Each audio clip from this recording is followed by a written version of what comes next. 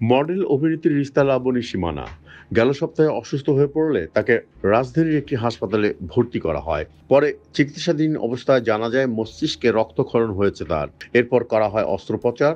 তবুও শারীরিক অবস্থার উন্নতি হয়নি। রয়েছেন আইসিইউতে। সঙ্গে জানা গেছে জটিল আকার ধারণ করেছে তার কিডনি সমস্যা।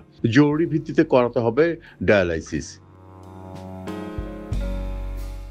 অভিনয় শিল্পী সংঘের সভাপতি আহসান হাবিব নাসিম বলেন, সীমানার শারীরিক অবস্থা এখনো কিছু বোঝা যাচ্ছে না। তবে পরীক্ষা নিরীক্ষা করে নতুন করে কিডনির জটিলতা ধরা পড়েছে। দ্রুততম সময়ে ডায়ালাইসিস করাতে হবে। এটা কিভাবে করা যাবে সেটা নিয়েই চিন্তিত সবাই। চিকিৎসকদের সঙ্গে কথা হচ্ছে, দেখা যাক কি হয়। সবাই দোয়া করবেন। তিনি আরো বলেন, শারীরিক অবস্থা বিবেচনায় সীমানাকে বঙ্গবন্ধু শেখ মুজিব মেডিকেল বিশ্ববিদ্যালয়ে স্থানান্তর করার কথা ছিল।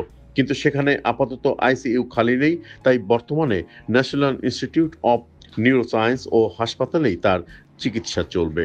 তবে আইসিইউ খালি হওয়া সাপেক্ষে তাকে স্থানান্তর করা হবে। ৮ দিন ধরে চিকিৎসাধীন সীমানা। নিউরোসায়েন্সের চিকিৎসকরা জানিয়ে দিয়েছেন তাদের আর করার কিছু নেই। প্রসঙ্গত, সুন্দরী প্রতিযোগিতায় লাক্স চ্যানেল আই প্রতিযোগিতার পর অসংখ্য নাটক ও বিজ্ঞাপনে অভিনয় করেছেন সীমানা। তৌকির আহমেদ পরিচালিত দারুচিনি দ্বীপ তার প্রথম সিনেমা। ২০১৯ সালে দ্বিতীয় বিয়ের পর আবারও কাজে ফেরেন এই অভিনেত্রী।